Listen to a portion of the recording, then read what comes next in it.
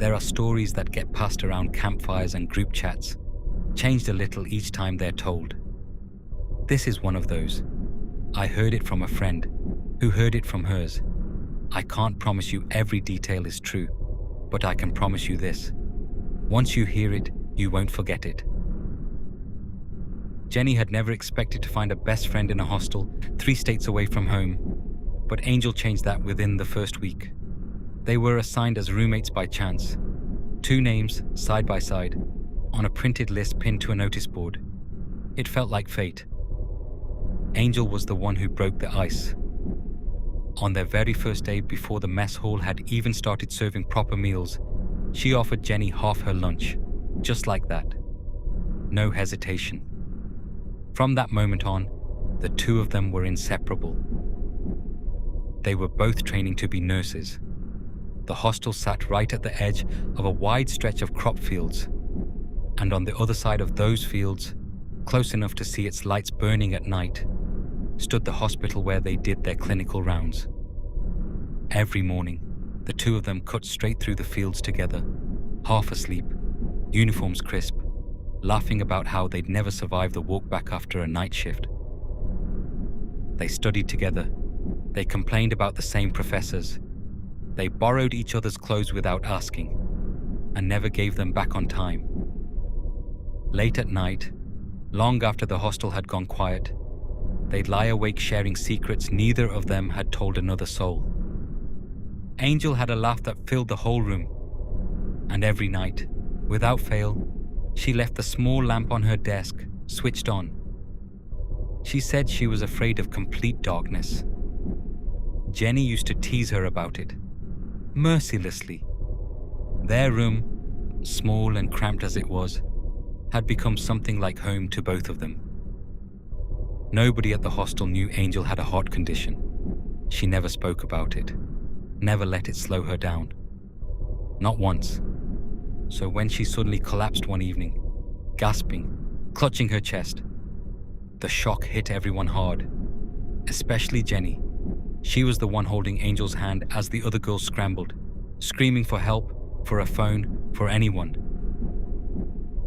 Angel's parents lived too far away to reach her in time, but help at least was close. The hospital was right there, just across the fields, the same one they walked to every morning.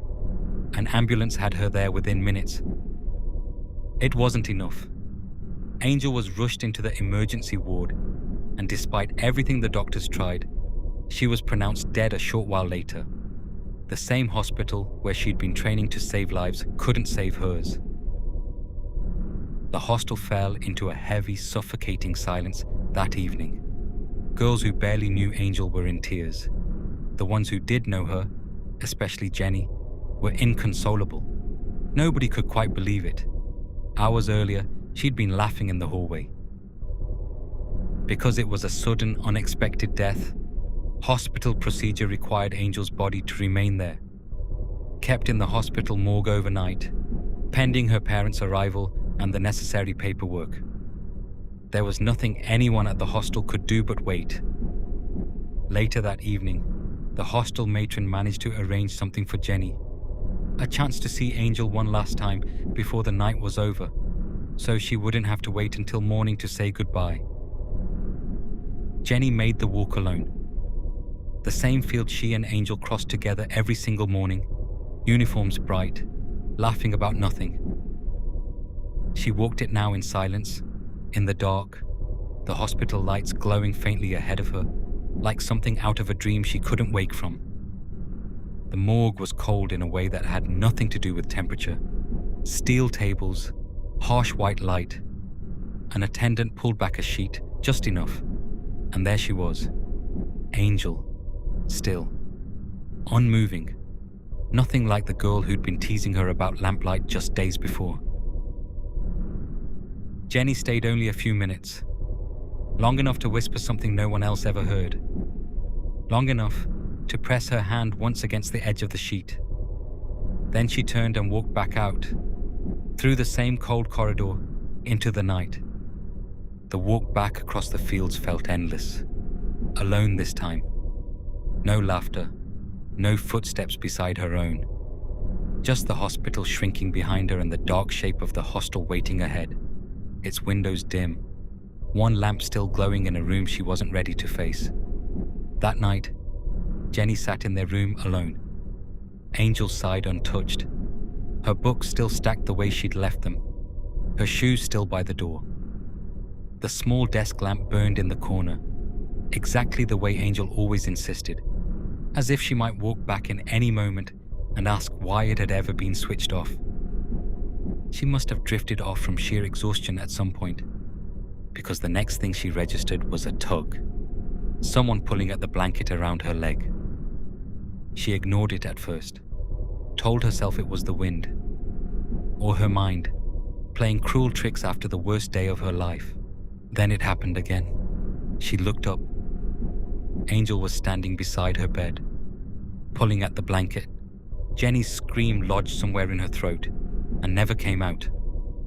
Every instinct in her body told her to run. So she did. She bolted out of the room, down the hostel corridor, her bare feet slapping hard against the cold floor. She would later swear, through tears, shaking, that she could feel Angel's presence right behind her the entire way. She never dared look back to check. She ran straight out through the hostel gates and into the night, not stopping until she reached the edge of the very same field she'd crossed with Angel every morning, and alone just hours earlier. It was almost 4 a.m, and to her relief, she spotted a group of farmers already out working in the pale early light. She ran to them, sobbing, barely able to force the words out. They tried to calm her down, asking what on earth had happened at that hour, in that state. When she finally managed to explain that her roommate, who had died just hours earlier, had appeared beside her bed and seemed to chase her out into the night. The farmers exchanged uneasy, frightened glances. Word traveled fast. Someone from the hostel staff, alerted by the commotion, placed a frantic call to the hospital, just to check, just to be sure. What they were told back made no sense at all. Angel's body was no longer in the morgue.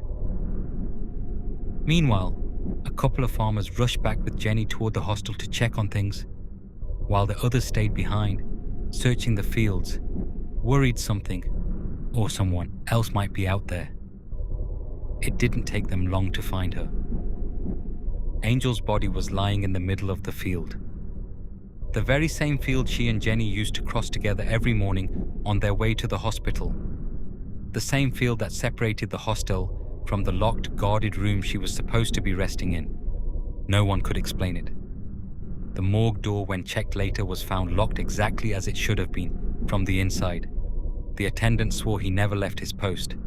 And yet, there she was, out among the crops, still, pale, with an expression on her face that no one could quite describe. Peaceful, some said, though others swore, if you looked closely enough, it looked like the ghost of a smile. The farmers gently carried her back themselves. They laid her down with care in a spare room the hostel warden hurriedly arranged, away from the room where Jenny had been sleeping. Someone kept watch over her through what remained of the night, a single candle burning at her feet, out of respect. By late morning, Angel's parents arrived. Their grief filled the small room the moment they stepped inside. The kind of grief that has no words, only sound. The hostel staff and the other girls did what they could to help, informing relatives, gathering her belongings, comforting her mother, who could not stop asking why no one had called her sooner.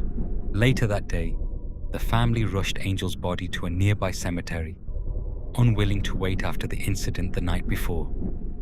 Her family, along with a few close friends from the hostel, Jenny among them, still shaking, still unwilling to stay away, stood through the final rites. The priest chanted quietly as the casket was lowered, slow against the fading twilight sky. Jenny never spoke publicly about what she saw that night. Within the week, she packed her things and left the hostel for good, transferring to a college back in her hometown. She never returned to finish her nursing degree there. The room, the corridor, the fields. All of it stayed behind her, this unfinished the way she'd left it. Those close to her say she never slept with the lights off again. And to this day, wherever she lives, a small lamp stays lit in the corner of the room,